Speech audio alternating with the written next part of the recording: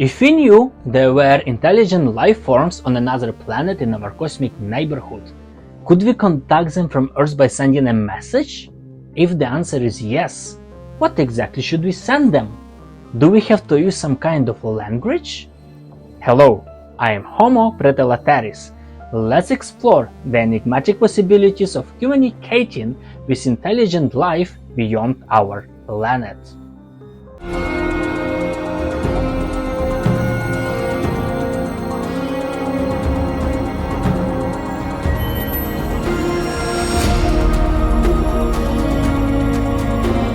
Life, and therefore language, on another planet is the product of its unique biological evolution, biosphere, flora and fauna interaction, and even geological activity, which is probably totally different from the Earth's conditions. Thus, if intelligent forms on another planet have a language, it is probably completely mutually unintelligible with any Earth languages because it developed under different circumstances.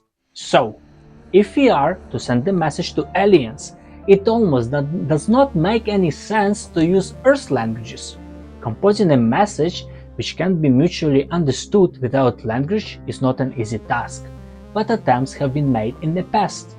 On November 16, 1974, two American astronomers, Frank Drake and Carl Sagan, broadcasted into space the so-called Arecibo message, using frequency-modulated radio waves. They did it from the Earth-refurbished Arecibo telescope on the Caribbean island on Puerto Rico. The message was sent in a specific location towards the star labeled as M13 star cluster in the catalogue of celestial objects composed by French astronomer Charles Messier in 1774. The M13 cluster is 22,000 light-years away from our solar system. So, it will take 22,000 years for the message to reach the cluster. The message was quite short. There was the combination of two types of signals.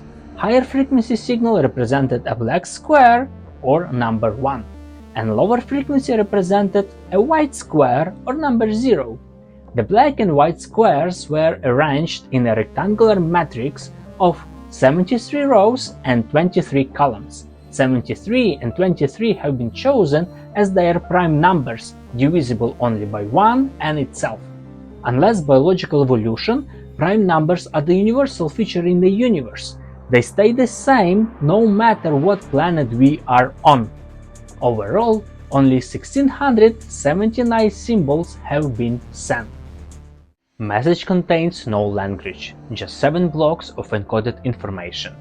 The first block are the numbers from 1 to 10, illustrating the base 10 numeral system we use here on Earth. Numbers appear in binary form to be read from top down. For example, number 4 in binary is 100 and number 7 is 111. The first row indicates what columns aliens should look the numbers for. The second block is the binary numbers 1, 6, 7, 8 and 15. They denote the atomic numbers of hydrogen, carbon, nitrogen, oxygen and phosphorus, the element from which DNA is composed. The third block represents the polymeric DNA sequence, the formulas for sugar, deoxyribose and phosphate, and 4 canonical bases, adenine, thymine, cytosine, guanine. For example, the compound on the top left in the image is deoxyribose, whose formula is read like this: 7 atoms of hydrogen, 5 atoms of carbon, 0 atoms of nitrogen, 1 atom of oxygen, and 0 atoms of phosphorus.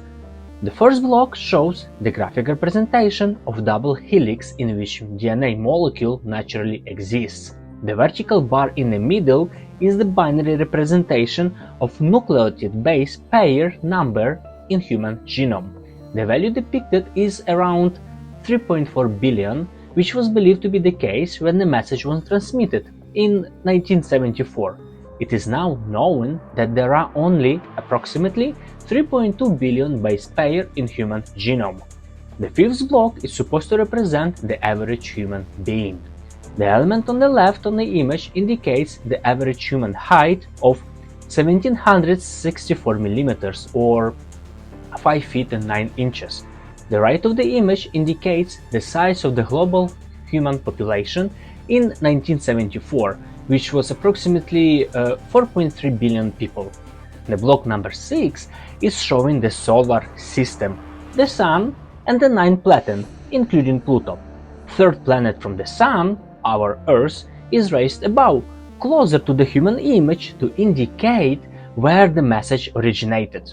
The last, 7th part, is the graphic representation of the Arecibo radio telescope and indicating its diameter.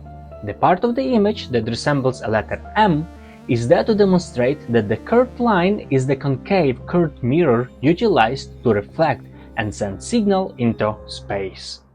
Whether aliens could decipher such a message is questionable, but assuming curiosity on their part similar to that typical of most humans, they could certainly try. Like the many instances in which the Earth's linguists decipher very early texts, often available only as poorly conserved inscriptions on clay tablet, such as this summer cuneiform, aliens could perhaps reconstruct the message successfully. Looking at the Arecibo message and at the typical archaic summer tablet, we may notice they are both totally incomprehensible from the first look. Cuneiform is the oldest known form of writing developed 5,000 years ago in Mesopotamia. But it is so difficult to read that only a few hundred experts around the world can decode the clay tablets filled with wedge-shaped symbols. Now, a team of archaeologists and computer scientists from Israel has created an AI-powered translation program for ancient cuneiform, allowing tens of thousands of already digitized tablets to be translated into English instantaneously. Therefore, we may assume if aliens have the technology to detect and receive the Arecibo message, they may be scientifically advanced to translate and understand it. In wrapping up with journeys through the fascinating attempts of humanity to reach out and communicate with potentially intelligent life beyond our solar system, as we continue to listen for replies from the stars and refine our own messages, who knows what future endeavors might bring? Could we one day crack the code of cosmic communication or even hear a response back from the aliens? How may this response look or sound like? Stay tuned for more exploration into this and other intriguing topics in our next video. Don't forget to like, share and subscribe to stay updated on our journey through mysteries of the universe.